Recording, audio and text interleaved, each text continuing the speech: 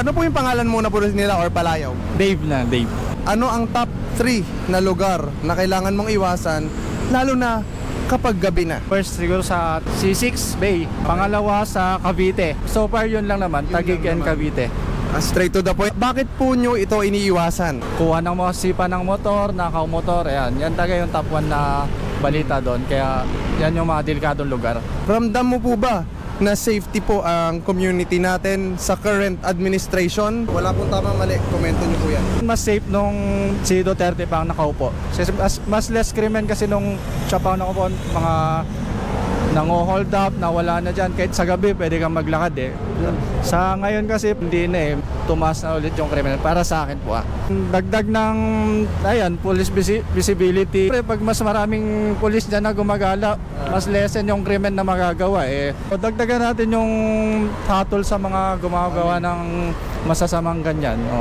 Siguro balik natin yung death penalty para wala nang gumawa ng masasamang krimen. Dumadami po kasi ang kaso ng rape at dumarami kasi. Agaw motor, dumadami na po ngayon. Kasi iniisip lang nila, makukulong lang naman sila. Sa loob ng kulungan, papakain naman sila, mabubuhay rin naman sila. Maraming salamat po. Ano pong palayaw nila, sir? Tisoy? Si Kuya Tisoy, nahalata naman eh. May kapanatagan po ba kayo na ligtas kayo sa masasamang loob sa tuwing lalabas kayo sa malalim na gabi? Para sa akin kasi, ligtas naman ako kasi lalaki ako eh. Sa mga babae, ewan ko lang sir. Kung hindi pa rin ako sigurado. Kahit sang lugar, wala namang ligtas na lugar eh. Nasa sa'yo na lang kung kung malakas loob mo. Ganun lang sir. Marami ako napapanood sa balita. Kahit dyan din sa lugar namin, sa Holy Spirit. May mga ganun din. Mga nawawalan ng motor, sasakyan. Meron pa rin. Hindi naman inagawan, as in karnap talaga. Karnap talaga. Nako. Naiwanan nila yung yung sasakyan nila sa labas, pagbalik wala na. Sa panahong Duterte administration, masasabi niyo po bang mas panatag kayo and safe kayo at bakit? Panahon kasi ni Duterte, ang mga tao takot eh. Amen.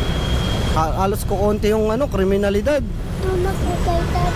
Kung pakiramdam mo, safety ka. Nung panahon ni Duterte, ultimo yung mga pulis may takot. Kaya lang, nasobrahan lang kasi yung mga kapulisan sa mga nangyaring patayan siguro. Kaya yung iba, wala na rin tiwala kay Duterte. Maraming salamat sa komentaryo nyo po. Walang tama at mali.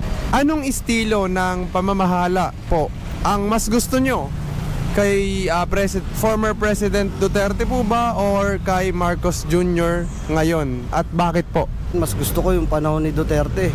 Kampante ka kahit saang lugar ka magpunta. Opo.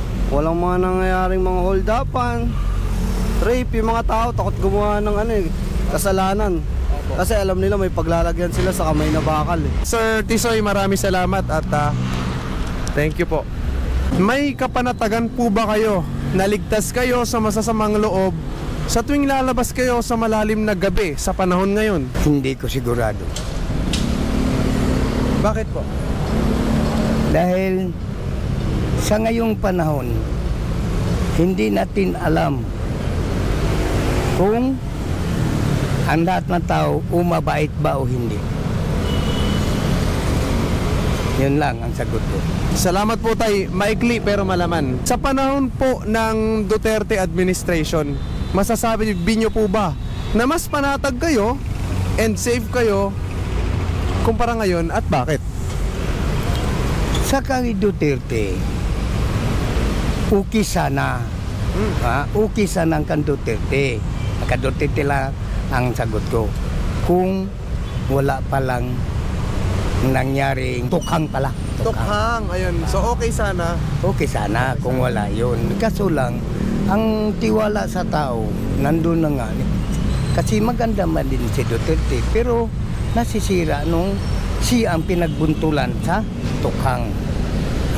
Yun lang po. Anong estilo ng pamamahala po ang inyong mas pipiliin? Kay Duterte po ba na former president o yung estilo po ni President Marcos Jr. ngayon at bakit po? Sa akin naman, kahit sa ganitong edad ko na, alam ko na kung anong tama, anong mali. Opo.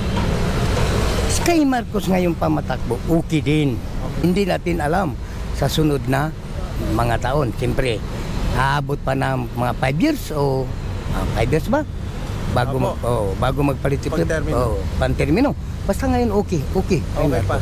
Ilang taon na po sila?